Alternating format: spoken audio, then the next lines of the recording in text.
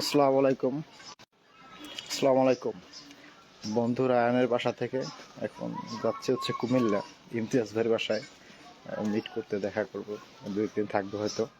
আর ওইখানে হচ্ছে আর একজন সেলার, বড় একজন সেলার। সে হচ্ছে হোয়াটসঅ্যাপে মানি এক্সচেঞ্জের বস বলা চলে বাংলাদেশে। আমরা তো হাজার হাজার লাখ লাখ টাকার হিসাব করি, আর উনি কোটি টাকার হিসাব করে। ওনার সাথে একটু মিট করার ইচ্ছা আছে। যে বিষয়টা নিয়ে হচ্ছে লাইভটাতে আসা, ইরানের জন্য হচ্ছে বসন্ত কাল যাচ্ছে। আপনারা নিউজ মিডিয়াগুলোতে, পত্রিকাতে, টিভিতে দেখতে পাচ্ছেন যে ইরান এর অবস্থান খুবই ভালো। আমেরিকার কাদাকাটি অবস্থা, কান্নাকাটি অবস্থা। এর ভিতরে খামেনির যে এক্স অ্যাকাউন্ট, সেই এক্স অ্যাকাউন্ট মানে ব্যক্তিগত ভেরিফাইড এক্স অ্যাকাউন্ট, সেইটা থেকে পোস্ট হয়েছে হুররাম শাহর মুহূর্ত আসতেছে, এরকম একটা। হ্যাঁ, তো ফার্সি ভাষায় এটার বাংলা করলে হচ্ছে দাঁড়ায় একটা ব্যালিস্টিক মিসাইলের নাম। সে ব্যালিস্টিক মিসাইলটা হচ্ছে 13 মিটার লম্বা। হচ্ছে মিসাইলটা 1000 থেকে 2000 মাইল পর্যন্ত এটা আঘাত হানতে পারে। এবং সেই মিসাইল সম্পর্কে বলা হয়েছে এটা হচ্ছে ইরানের তরুণ যারা, তারা এই মিসাইলটা হচ্ছে আপনার তৈরি করছে। এটা ইহুদিদের শীর্ণ চুরমার করে দেওয়ার জন্য হচ্ছে মিসাইলটাকে বানানো হয়েছে।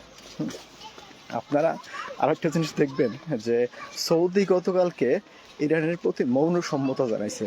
আসলে তেল মাথায় তেল, এটা সবাই দেয়। ইরানের যখন দেখবেন যে অবস্থান একটু ভালোর দিকে যাচ্ছে, ইরান ভালোর দিকে অলরেডি গেছে, ইরান যখন জয়ের মুহূর্তে চলে আসবে, তখন দেখবেন সারা বিশ্ব ইরানের প্রতি হুমড়ি খেয়ে পড়বে।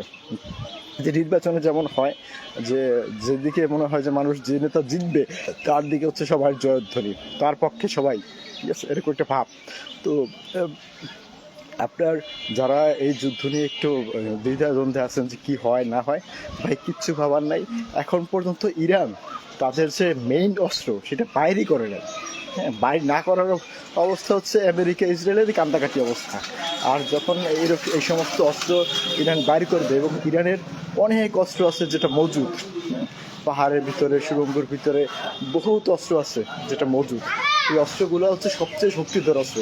আর পারমাণবিক বোমার কথা নাই বললাম, এটা ইরান ওই ভূমিকায় যাবে না, কখনোই মনে হয় যে যাবে না। নিজেদের শেষ বিন্দু পর্যন্ত শক্তি ট্রাই করবে। তো ওই শেষ শক্তি পর্যন্ত ইরানের যেতে হবে না, এর আগেই আমেরিকা কাইত হয়ে যাবে, ঠিক আছে। খামেনির যে আপনার এক্স অ্যাকাউন্ট থেকে যে টুইটটা হয়েছে, আসলে টুইট এখন আর বলা যায় না, এটা এক্সই বলতে হয়, কিন্তু আসলে টুইট বলতে বলতে এটা তো টুইট হয়ে গেছে। এবং খামেনির ভেরিফাইড অ্যাকাউন্টে আপনার টুইট করার পর থেকে হচ্ছে সারা বিশ্বে এখন একটা নড়াচড়া দিচ্ছে। হ্যাঁ, যে এই পার্সেন্টারি অ্যাকাউন্টে চালায় কে, কই থেকে চালায়, কে চালায়, এটা নিয়ে হচ্ছে একটা কী বলবো, আলোচনা ঝড় তুলছে সারা বিশ্বে। হ্যাঁ, নতুন আতঙ্ক সৃষ্টি করছে হচ্ছে আপনার ইহুদি খ্রিস্টানদের ভিতরে, আমেরিকা ইসরায়েলের ভিতরে। আপনার যেটা মনে হচ্ছে খুব শীঘ্রই আমরা একটা রেজাল্ট দেখতে পাবো। মেবি 1 সপ্তাহ বা 2 সপ্তাহের ভিতরে আমরা এই যুদ্ধের একটা রেজাল্ট দেখতে পাবো, এবং রেজাল্টটা মুসলমানদের পক্ষে আসবে, ইরানের পক্ষে আসবে, এবং সারা বিশ্বে জয়ধ্বনি করবে। ভালো থাকবেন সবাই, আল্লাহ হাফেজ।